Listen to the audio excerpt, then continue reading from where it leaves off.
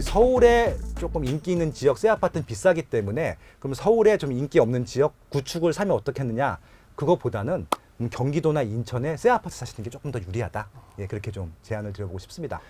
지방 같은 경우는 이게 집이 낡다 보면요. 가치가 하락되고 가격이 다시 안 오르는 경향들이 많아졌거든요. 그렇기 때문에 오히려 구축, 싼 구축을 갭 투자, 수주면에 좀 묻지마 갭 투자 하기보다는 신축들 위주로 공략하신다고 하면은 광역시급들은 무조건 가격이 올라갈 수 있거든요. 근데 물론 이제 서울이 올라가는 것처럼 큰 금액으로 몇 억씩 올라가지는 않지만 지방 시세에 준해서는 꾸준히 많이 올라가는 아파트들은 대부분 다 신세 아파트이기 때문에 그런 아파트로 위주로 접근하신다고 하면은 지방에서도 거의 실패하지 않는 투자를 할 수 있다. 그렇게 좀 제안드리고 싶습니다.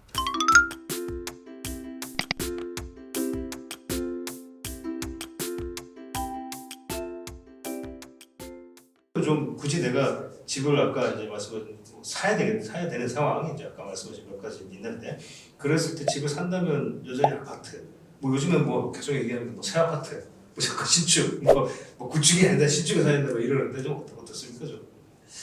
저는 그 땅의 가치를 보셨으면 좋겠어요. 그러니까 상품으로 보면 아파트가 맞습니다. 근데 아파트가 얼마나 많은 땅을 갖고 있는지를 생각하세요. 일단 상품으로는 아파트에 집중하시는데 그 아파트가 얼마 많은 땅을 갖고 있느냐. 그런 차원에서는 명확하게 내가 집을 사야 되고 그런 차원에서는 신축을 사야 됩니까? 구축을 사야 됩니까? 구축을 사야죠. 왜냐하면 구축이 땅을 많이 갖고 있잖아요. 신축은 땅이 적고요. 예. 그러니까 전형적으로 이게 신축을 사는 건 내가 살기 좋으니까 자꾸 사는 건데 신축은 영원히 신축입니까? 구축이 될 거잖아요. 그렇죠. 그리고 구축은 영원히 구축입니까? 이것도 재건축돼서 신축 다시 신축이 되겠죠. 돌고 도는 거죠. 그렇죠. 이렇게 계속 변하거든요. 근데 유일하게 변하지 않는 게 있어요. 그게 뭡니까? 땅은 안 변하잖아요. 그렇죠. 그 자리에 있는 거죠. 네. 그래서 내가 집을 사시고 하실 때는 어쨌든 아파트를 사시는 게 맞는데 아파트가 땅이 얼마나 갖고 있는지를 고민하셨으면 좋겠다. 요즘 이런 말씀 하시더라고요. 어떤 분이 전문가분이 나오셔서 이제는 입지의 시대는 끝났다. 신축과 구축의 차이만 있을 뿐이다. 그래서 저 외곽에 대해서 신축이면 막 무조건 된다. 이거는 스톡에 투자하는 거예요. 변화를 보셔야죠. 변화를 읽고 우리는 투자하고 내 살 집은 10년 후를 보셔야지. 내가 지금 이거 신축이라고 뭐 거기에 들어갔더니 독일산 식탁에 뭐 공기 청정기 뭐 엄청나고 이런데 좋은데 사서 나 여기 살 거야. 그건요 세상을 소비로 보는 거예요.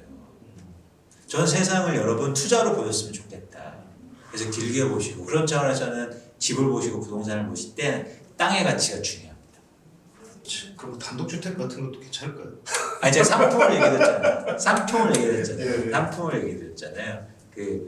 그 아파트가 사실은 월등한 한국에서는 상품성이 네네. 근데 그래서 이제 땅입니다. 물론은 순수하게 그냥 땅만 봤을 때는 단독주택이 좋은데 단독주택이 뭐랄까요 좀 이렇게 변화 가능성이 되게 적거든요. 그리고 매매가 잘 안 되고 회전율이 낮아서 환금성이 좀 떨어지는. 그렇습니다. 그렇습니다.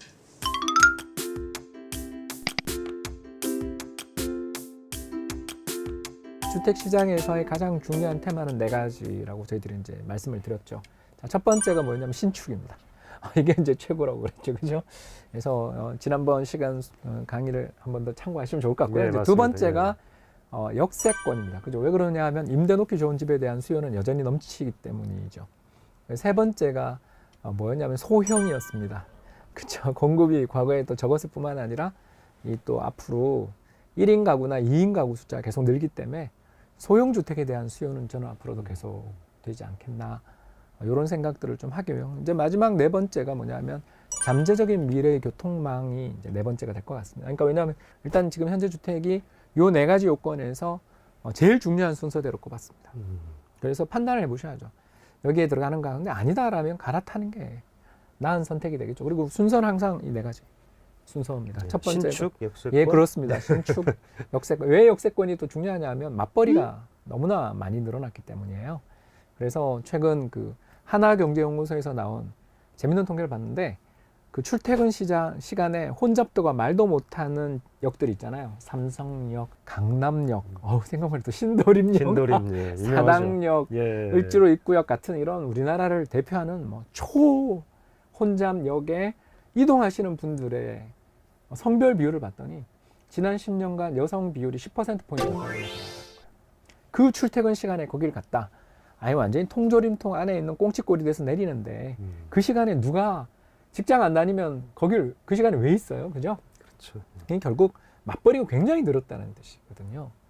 또는 여성의 경제 활동이 굉장히 올라갔다는 뜻입니다. 그렇기 때문에 여성들에게 특히 이제 출산 이후에 육아 부담까지 지고 있는 게 현실이니까 이런 점점 완화돼야 되지만 아무튼 이런 부담 속에서 여성들이 선호하는 주택의 유형들이 교통 좋은데 그러니까 직장과 집의 거리가 최대한 짧아서 육아의 부담도 덜어줄 수 있고 어린이집에 무슨 일이 생겼거나 학교에 무슨 일이 생길 때 엄마가 잠깐 점심시간이라도 빨리 갔다 올 수 있는 이런 지역에 대한 선호들이 굉장히 지금 높아진 걸 발견할 수가 있거든요. 그래서 순서는 신축, 두 번째가 역세권, 세 번째가 소형, 상대적으로 소형, 그리고 네 번째가 미래교통망에 대한 기대, 성장성이죠.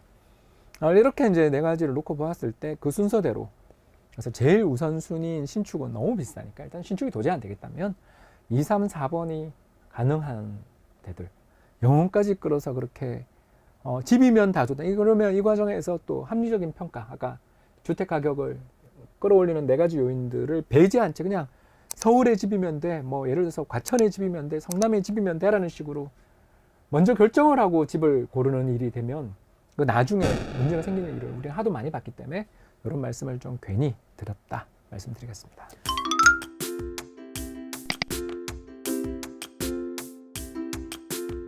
이상우 사장님이 이제 그동안에 이제 소위 얘기하는 그 주택을 잘 고르는 좋은 주택을 고르는 내재 가치가 있는 주택을 고르는 기준이 있는데 그걸 이제 소위 황금 열쇠 뭐 이런 표현을 좀 쓰셨어요. 그래서 황금 열쇠 5가지 기준 이거는 뭐 좀 어떻게 좀 뭐 어떤 집을 대체 어떤 기준으로 골라야 되는 겁니까? 사실 영원히 안 바뀔 주제들이에요. 그리고 많은 분들이 이미 다 아시는 것들이고 특히 뭐 본인들의 주거지를 결정하실 때에 거의 이것들을 다 반영을 하고 계시죠. 사실은 뭐 거기서 하나 정도 빠진 게 있다면 뭐 처가에 가까운 거리 전 이거 정말 솔직하게 중요하다 생각을 하는데 그거를 쓸 수는 없어서 일단 그거는 뺐고 나머지 5개는 너무너무 중요하다라고 생각이 됩니다. 근데 보통들 제일 중요하게 생각하시는 것들이 생각 외로 본인 거주지를 잡으시는데 앞으로 호재만 보세요. 그게 제가 책에서 마지막으로 써드린 도시계획인데 도시계획만 보고 사시면은 들어가 사시기 너무 힘들어요. 이 호재라는 것만 너무 몰두하다 보시면 막상 나랑 상관이 없을 수도 있고 문제는 중간에 안 될 경우에는 정말 붕 떠요. 그래서 그거를 좀 너무 중요하게 생각하지 마시고 그거는 어디까지나 제가 했습니다라는 말이 나오기 전에 착공만 하셔도 그때 하셔도 충분히 늦지 않다고 봅니다. 부동산 시장에서 특히 주택 시장에서 가장 중요한 거는 얼마나 우리 이웃들이 부자가 될 수 있겠느냐. 남 잘 되는 쪽으로 생각을 해보셔야 되는 거예요. 그래서 얼마나 우리 이웃들이 잘 될 수 있는 동네들로 내가 정할 수 있느냐. 그거는 사실은 굉장히 좀 약간 낙후되어 있던 동네가 올라오는 게 가장 중요하지 않겠어요. 그래서 그게 첫 번째가 되겠고 두 번째는 지금도 인기 지역이지만 그 인기 지역이 계속 유지만 될 수 있으면 계속 또 그 소득 우위라는 점에서는 계속 유지가 되죠. 그래서 그 2가지 지금보다 우리 동네 소득이 높아질 거냐 우리 지금도 높은데 더 높아질 수 있겠냐 이 2가지를 감안하는 게 고소득 직장입니다. 서울 사대문 통근을 얼마나 좀 쉽게 그리고 그 통근을 뒷받침하는 그 동네에 있는 주거 환경이 얼마나 좋은지까지를 바라보면 조금 전에 말씀드렸던 고소득 직장이 어디에 많고 앞으로 또 더 많아질 거며 그리고 지금 있는 회사들이 연봉이 또 얼마나 많이 오를 거냐 그거를 예측해 보는 게 사실 첫 번째라고 저는 생각해요. 그래서 그게 제일 중요하다. 세 번째는 덜 중요하다 생각하실 수 있겠지만 지금까지는 좀 덜 중요했지만 고소득층들이 더 중요하게 생각하는 게 점점 중요해지는 게 자연환경이 되겠습니다. 왜 한강변 아파트가 중요한지는 뭐 더 말씀을 드릴 필요가 없죠. 다들 어느 정도 이제 소득이 되다 보니까 주거라는 측면에서 말 그대로 집에 늦게 들어와서 커튼 치고 자는 이게 중요한 게 아니라 주말에 잠깐 있더라도 창문을 활짝 열고 바깥의 경관을 보는 이런 것들이 중요해지는 거죠. 여기서 제가 지금 설명을 안 하고 넘어간 게 하나 있습니다. 자연환경에 제일 중요한 거는 한강이 보이든 뭐 산이 보이든 이게 중요한 게 아니라 우리 집 옆에 공원이 큰 게 있느냐가 더 중요합니다. 서울 시내에서 공원 있는 아파트 잘 없습니다. 그래서 그런 공원의 대표적인 예가 올림픽공원이라거나 뭐 서울숲이라거나 강북에서는 꿈의 숲이라거나 난지에 있는 그런 월드컵 여러 가지 하늘공원, 저 노을공원 이런 것들도 있겠죠. 그런 것들이 삶에서는 사실 더 중요합니다. 그래서 저희가 상당히 놓치고 있는 것들 중에 하나는 자연환경은 그냥 공원을 또 특히 큰 공원을 의미한다. 이 정도 말씀을 드릴 수 있고요.